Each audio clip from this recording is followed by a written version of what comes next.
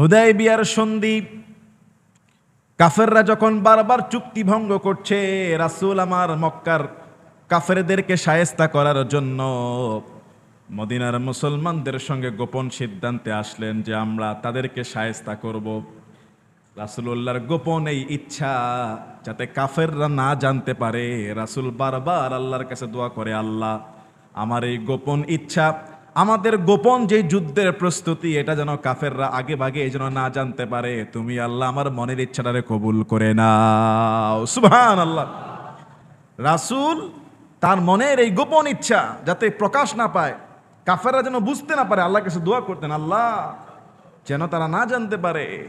এদিক দিয়ে রাসূলুল্লাহ সাহাবী হাতেব ইবনে আবি তালেব একজন মহিলাকে ভাড়া করলেন। মহিলাকে ভাড়া করে তাকে কিছু দিরহাম দিয়ে মক্কার মুশরিকদের উদ্দেশ্যে চিঠি লিখলেন। মুশরিকদেরকে জানিয়ে দিল, মক্কার মুশরিকরা প্রস্তুত হয়ে যাও, কেননা মুহাম্মদ সাল্লাল্লাহু আলাইহি ওয়াসাল্লাম সিদ্ধান্ত নিয়েছে তোমাদের উপরে আক্রমণ করবে। রাসূল সাল্লাল্লাহু আলাইহি ওয়াসাল্লামের এই সিদ্ধান্ত হাতেব ইবনে আবি তালেব একটা মহিলাকে ভাড়া করে তাকে কিছু পয়সা টাকা দিয়ে তাকে মক্কার উদ্দেশ্যে পাঠায়া দিলেন। সে মক্কার উদ্দেশ্যে একটা উটের মধ্যে চড়ে রওনা হয়ে গেল। আল্লাহর হাবিব দোয়া করে, আল্লাহ আমাদের গোপন এই সিদ্ধান্ত মক্কার কাফেররা যেন জানতে না পারে, আমার মনের গোপন এই ইচ্ছা কাফেররা যেন আগেই জানতে না পারে।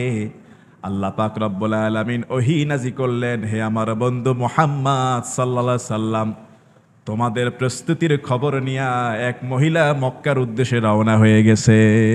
আল্লাহু আকবার। এক মহিলা মক্কার কাছে রওনা হয়ে গিয়েছে, তোমাদের গোপন সিদ্ধান্ত জানিয়ে দিবে, ইমিডিয়েটলি ব্যবস্থা নাও। রাসূল তিনজন সাহাবীকে ডাক দিলেন, হযরত আলী রাদিয়াল্লাহু তাআলা আনহু, হযরত মিকদাদ, হযরত জুবাইর, কয়জন? তিনজন সাহাবীকে ডাক দিলেন, ও আমার সাহাবারা, মক্কার উদ্দেশ্যে মক্কার পথে একজন মহিলা আমাদের যুদ্ধের খবর নিয়ে কাফেরদের উদ্দেশ্যে রওনা হয়ে গেছে। তাকে কোন জায়গায় পাবা সেটাও বলে দিচ্ছি, রওদায়ে খাক, জায়গার নাম রওদায়ে খাক। রওদায়ে খাকে উটনির মধ্যে বসা, উষ্ট্রি আরোহিণী, উটের মধ্যে সওয়ারি এক মহিলা মুসলমানদের গোপন তথ্য ফাঁস করতে রওনা হয়েছে। তাড়াতাড়ি তার কাছ থেকে চিঠিটা উদ্ধার করো, মক্কায় পৌঁছানোর আগেই মুসলমানদের যুদ্ধের প্রস্তুতির খবর কাফেররা যেন জানতে না পারে, দ্রুত সেই চিঠি আমার লাগবে। সুবহানাল্লাহ। তিন সাহাবীকে দায়িত্ব দিয়েছে, হযরত আলী রাদিয়াল্লাহু আনহু, হযরত মিকদাদ, হযরত তিন নাম্বারটা আপনারা বলেন, জুবাইর রাদিয়াল্লাহু আনহু। মাশাআল্লাহ, শ্রোতা ঠিক আছে। তিনজন সাহাবী, ওই মহিলাকে আটকাতে হবে। একটা ঘোড়া নিলেন, তিনজনের তিনটা ঘোড়া। ঘোড়ার দৌড় স্পিড নাকি উটের দৌড়ে স্পিড বেশি? ছুটলেন পালোয়ানের মতো তিনজন সাহাবী, মরুভূমির উত্তপ্ত ধুলা উড়িয়ে দ্রুত বেগে তিনটা ঘোড়া নিয়ে রওনা হয়ে গেলেন। রাসূলুল্লাহ জায়গার নাম পর্যন্ত বলে দিয়েছে, রওদায়ে খাক। রওদায়ে খাক, রাসূল জায়গার নাম পর্যন্ত বলে দিয়েছে।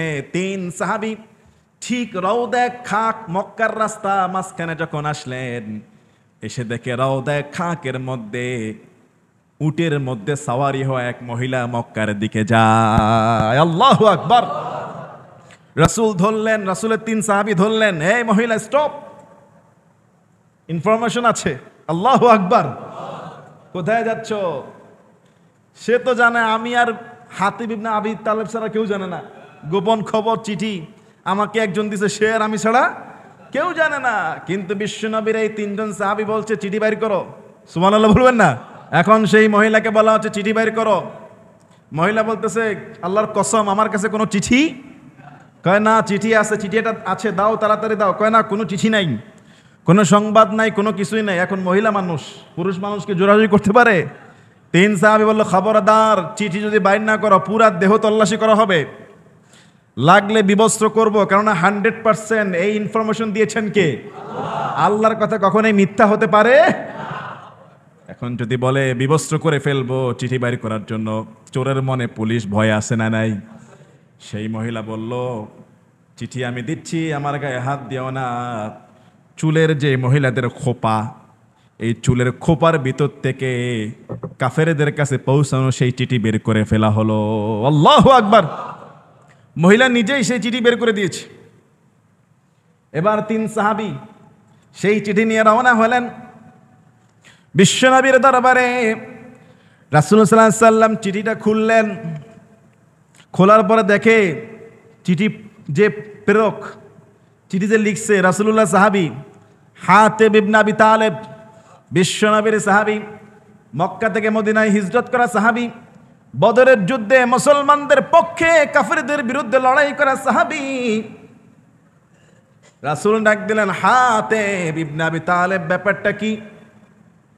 তুমি চিঠি লিখলা, চিঠি পড়ে দেখে, হে মক্কার লোকেরা সাবধান হয়ে যাও, নবীর সৈন্যরা রওনা হয়ে যাচ্ছে, তোমাদের উপর আক্রমণ করবে। হাতেব ইবনে আবি তালেব বলছে, ইয়া রাসূলুল্লাহ সাল্লাল্লাহু আলাইহি সাল্লাম, তাড়াহুড়া করবেন না, মানে আমার উপরে শাস্তি দেওয়ার জন্য দ্রুত সিদ্ধান্ত নেবেন না, আগে একটু আমাকে বলতে দেন। সুবহানাল্লাহ। আমাকে বলতে দেন হুজুর, চিঠি পাঠানোর কারণ কি ছিল এটা আমাকে বলতে দেন। কি কারণ বলো? বিশ্বনবী শুনলেন, বলো, তোমাকে আত্মসমর্থন করার সুযোগ দেওয়া হয়েছে, তাড়াহুড়ার কোনো সিদ্ধান্ত নাই। এটাই তো সৌন্দর্য, নাকি বলেন? বুঝা গেছে যে মারাত্মক অপরাধী, এখানে কোনো প্রশ্ন আসে না, কিন্তু তারপরে রাসূল তার মুখ থেকে শুনতে চায়। তিনি বলছে, হুজুর, মক্কার মধ্যে আমার স্ত্রী সন্তান তারা থাকে, আমার পরিবারের লোক থাকে। মক্কায় আমার অন্য কোনো আত্মীয় নাই যে তাদেরকে দেখভাল করবে। এই মদিনাতে হিজরত করা সমস্ত সাহাবীদের আত্মীয় স্বজন আছে যারা তাদের পরিবারকে দেখভাল করে। আমি ইমানের তাড়নায় হিজরত করে এখানে এসেছি, আমার পরিবারের কেউ এখানে আসতে পারে নাই। আমার মনে বড় ভয় লাগে, না জানি মক্কার মুশরিকরা আমার স্ত্রী সন্তানদেরকে রক্তপাত করে হামলা করে মেরে ফেলে। এজন্য তাদের মনের একটু সহানুভূতি নেওয়ার জন্য, তাদের সঙ্গে একটু সম্পর্কটা ভালো রাখার জন্য এই চিঠি পাঠিয়েছি, যাতে করে আমার পরিবারের উপর মিনিমাম আক্রমণ না করে। ইয়া রাসূলুল্লাহ, আমার ভিতরে ইমানের দিক থেকে কোনো পরিবর্তন হয় নাই, আমি কুফরি করি নাই, আমি আল্লাহকে অবিশ্বাস করি না, আপনাকে অবিশ্বাস করি না, আমি ইসলামকে মানি, আপনাকে মানি, আল্লাহকে ভালোবাসি।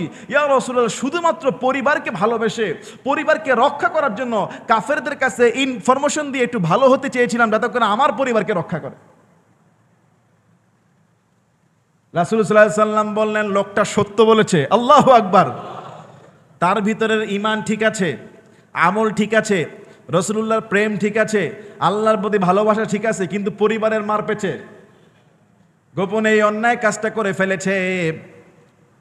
ওমর ফারুক রাগী সাহাবী দাঁড়িয়ে গেলেন, ইয়া রাসূলুল্লাহ সাল্লাল্লাহু আলাইহি সাল্লাম, আপনি খালি আমাকে একটা বার বলেন, তার দেহ থেকে কল্লাটা ফেলে দিব। উনি অনেক গরম ছিলেন যে মুসলমানদের গোপন তথ্য কাফেরদের কাছে পাচারকারী, উনি সহ্য করতে পারলেন না। রাসূল বললেন, ওমর থেমে যাও, এই সাহাবী কি বদরের যুদ্ধে শামিল হয় নাই? বদরের যুদ্ধটা কাফেরদের বিরুদ্ধে যে যুদ্ধ, এই যুদ্ধে ইনি আমার এই আবু হাতিব ইবনে আবি তালেব কি বদরের যুদ্ধে সাহাবী না? তুমি কি জানো না বদরের যুদ্ধে যত সাহাবী মুজাহিদ অংশগ্রহণ করেছে, আল্লাহ পাক রব্বুল আলামিন সমস্ত বদরের সাহাবীদেরকে মাফ করে দিয়েছে। তারা যা খুশি তা করবে, আল্লাহ তাদেরকে খুশি হয়ে মাফ করে দিয়েছে। সুবহানাল্লাহ। বদরের যুদ্ধের সাহাবীদের আল্লাহ সবাইকে মাফ করে দিয়েছে। কারণ বদরের যুদ্ধ ইসলামের এমন একটা সময়ে হয়েছে যখন ইসলামের পক্ষে একটা সৈন্য 1 লক্ষের মতো সমান ছিল। 313 জন আর কোথায় 1000, কত একটা বাঁচা মরার লড়াই ছিল। তাহলে নিশ্চয়ই সেই সাহাবীর ভিতরে ঈমান না থাকলে তো সে জিহাদে কাফেরদের বিরুদ্ধে নিজের জীবনকে বাজি রেখে যেতেন না। পরিবারের মার পেছে। এই যখন ঘটনা, ওমরকে বললেন খবরদার, তার গায়ে হাত দেওয়া যাবে না, তার অন্তরটা ঠিক আছে, শুধু পরিবারকে ভালোবাসতে গিয়ে আমাদের গোপন তথ্য ফাঁস করতে গিয়েছে, বাকি তার ঈমান আমল সব ঠিক আছে। তারপরও আল্লাহ তাআলা তার এই কাজকে অপছন্দ করলেন। আল্লাহ তাআলা সূরা মুমতাহিনার আয়াত নাজিল করলেন, ইয়া আইয়ুহাল্লাযীনা আমানু লা তাত্তাখিযু আদুওয়ি ওয়া আদুওয়াকুম আউলিয়া তুলকুনা ইলাইহিম বিল মাওয়াদ্দাহ। আল্লাহ বলছেন, হে ঈমানদাররা, যারা আমার শত্রু, তোমাদের শত্রু, তাদের সঙ্গে বন্ধুত্ব করা যাবে, তাদের সঙ্গে বন্ধুত্ব করা যাবে না। আল্লাহ আয়াত নাজিল করে সাহাবীদেরকে শিক্ষা দিচ্ছেন, এই যে তুমি চিঠি প্রেরণার মাধ্যমে একটু সম্পর্ক রাখতে চেয়েছিলা নিজের দুনিয়াবি ফায়দার জন্য, নিজের পরিবারকে রক্ষা করার জন্য, এরা তো মুসলমানদের শত্রু, এরা তো আল্লাহর শত্রু, এদের সঙ্গে কোনো অবস্থাতে সুসম্পর্ক করা যাবে। এরা কারা? মক্কার মুশরিক, যারা হুদাইবিয়ার সন্ধি বারবার ভঙ্গ করছে, মুসলমানদের চুক্তি লঙ্ঘন করছে। তুলকুনা ইলাইহিম বিল মাওয়াদ্দাহ, তোমরা যারা তাদের সঙ্গে বন্ধুত্ব করতে যাও, এরা কারা? ওয়াকাদ কাফারু বিমা জাআকুম মিনাল হক, সত্য আসার পরেও এরা কুফরি করেছে, সত্য আসার পরেও আল্লাহ এবং আল্লাহর রাসূলকে অমান্য করেছে। শুধু তাই না, ইউখরিজুনার রাসূলা ওয়া ইয়্যাকুম আন তুমিনু বিল্লাহি রাব্বিকুম, তোমরা আল্লাহর প্রতি ঈমান আনার কারণে তোমাদেরকে, তোমাদের রাসূলকে মক্কা থেকে বের করে দিয়েছে। মক্কা থেকে বের হয়ে মদিনায় হিজরত করেছে তাদের চাপে, তাদের কষ্টে। আল্লাহ বলছে, ইন কুনতুম খারাজতুম জিহাদান ফি সাবিলি ওয়াবতিগা মারদাতি, তোমরা যদি আল্লাহর রাস্তায় জিহাদ করতে চাও, আল্লাহর সঙ্গে আল্লাহর সন্তুষ্টি অর্জন করতে চাও, তবে জেনে রাখো মুসলমানদের ক্ষতি করে এদের সাথে সম্পর্ক রাখা যাবে। তুসিরুনা ইলাইহিম বিল মাওয়াদ্দাহ, আরে তোমরা গোপনে যে সম্পর্ক করতে চাও, ওয়া আনা আ'লামু বিমা আখফাইতুম, তোমাদের গোপন, ওয়া মা আ'লানতুম, তোমাদের প্রকাশ্য সব আমি আল্লাহ জানি। না জানলে তো এভাবে ফাঁস করে দিতাম না। কে গোপন সম্পর্ক করতেছো আর কে প্রকাশ্যে সম্পর্ক করতেছো, আমি আল্লাহ সব জানি। আমাদের অনেক মুসলমান আছে আমাদের দেশে, বিগত থেকে সামনে আপনারা দেখবেন, শুধু ক্ষমতার জন্য কেউ আমেরিকার প্রেসিডেন্টের সাথে বন্ধুত্ব রাখতে চায়, শুধু ক্ষমতার জন্য কেউ নরেন্দ্র মোদীর সাথে বন্ধুত্ব রাখতে চায়, শুধু ক্ষমতার জন্য বাংলাদেশের পাসপোর্টে ইসরায়েলকে অনুমোদন দিয়ে দিয়েছে। এরকম ঘটনা ঘটে নাই? ক্ষমতার জন্য আজকে মিডল ইস্টে অসংখ্য রাষ্ট্রপ্রধানরা ফিলিস্তিনের পক্ষে উঁচু আওয়াজে কথা বলতে পারে না। মিডল ইস্টের, মধ্যপ্রাচ্যের আরব যে দেশগুলো, তারা কেমন জানি পরোক্ষভাবে গোপনে অমুসলিম ইসরায়েল এদেরকে সম্পর্ক রাখে, এদেরকে সমর্থন পর্যন্ত দেয়। জানেন কি না বলেন? কেন জানেন? কারণ এদের সাথে যদি সম্পর্ক খারাপ হইলে আমার যদি মসনদ নষ্ট হয়ে যায়।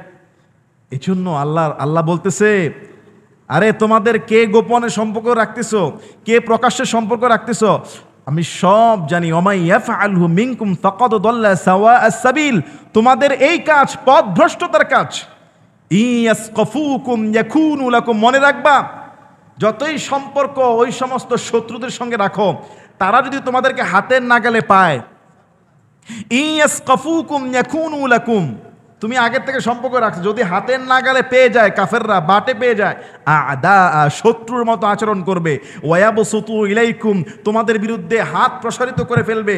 আইদিয়াহুম ওয়া আলসিনাতাহুম বিসসু, তোমাদের বিরুদ্ধে তার জিহ্বাকে কাজে লাগাবে, মন্দ কাজে লাগাবে। ওয়াদ্দু লাউ তাকফুরুন, এবং কাফেররা চাইবে তোমরাও কুফরি করো।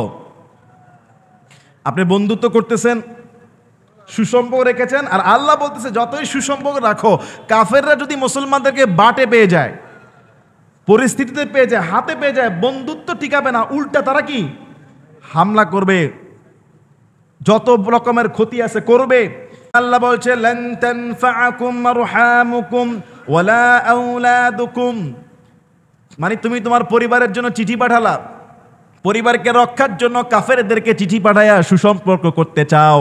আল্লাহ বলছে, তোমার সন্তান, তোমার আত্মীয়, তোমার পরিবার কিয়ামতের দিন তোমার কোনো উপকারে আসবে না।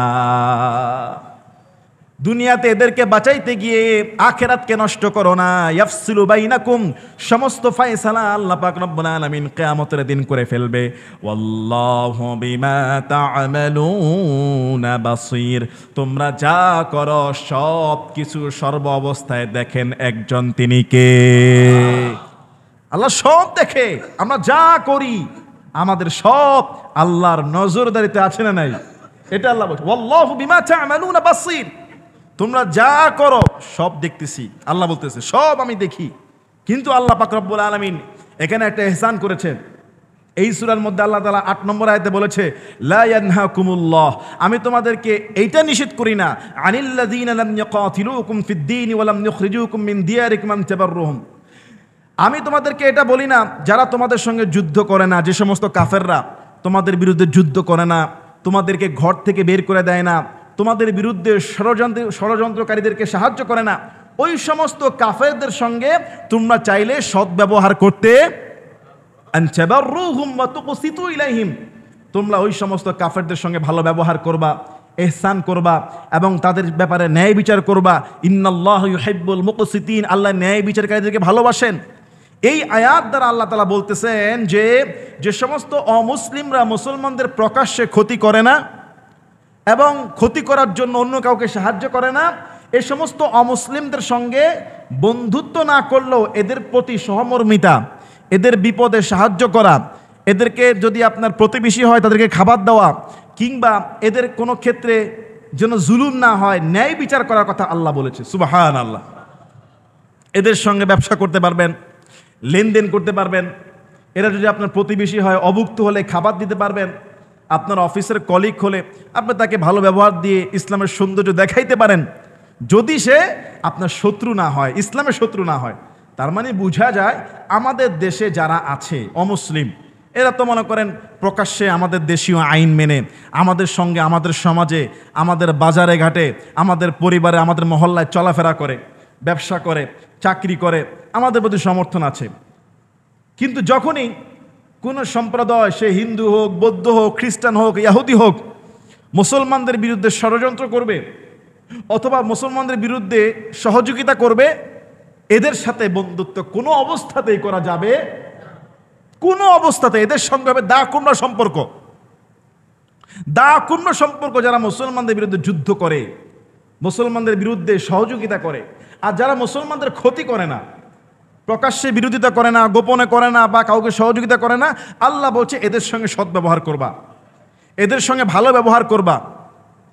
বন্ধুত্ব না হতে পারে, এদেরকে আপনি আপনার ইসলামের সৌন্দর্য দেখাইতে পারেন। অনেক সময় অনেক অমুসলিম আপনাকে দাওয়াত করে না? মানে একটা অফিসের মধ্যে আপনার অফিসের বস হলো অমুসলিম, এখন সমস্ত কলিগকে দাওয়াত দিছে তার মেয়ের বিবাহেতে, আপনি যাবেন। যদি তার ঘোষণা থাকে, হে মুসলিম বন্ধুরা, তোমরা আমার মেয়ের বিবাহতে আসবা, তোমাদের জন্য হালাল প্রাণীর ব্যবস্থা থাকবে, হালাল খাবারের ব্যবস্থা থাকবে এবং কোনো হারাম কিছু পরিবেশন করা হবে না তোমাদের জন্য, আপনারা যাইতে পারেন। কারণ রাসূল সাল্লাল্লাহু আলাইহি ওয়াসাল্লাম অমুসলিমদের ডাকে সাড়া দিতেন। অমুসলিমরা রসুলের মজলিসে আসতেন। কারা?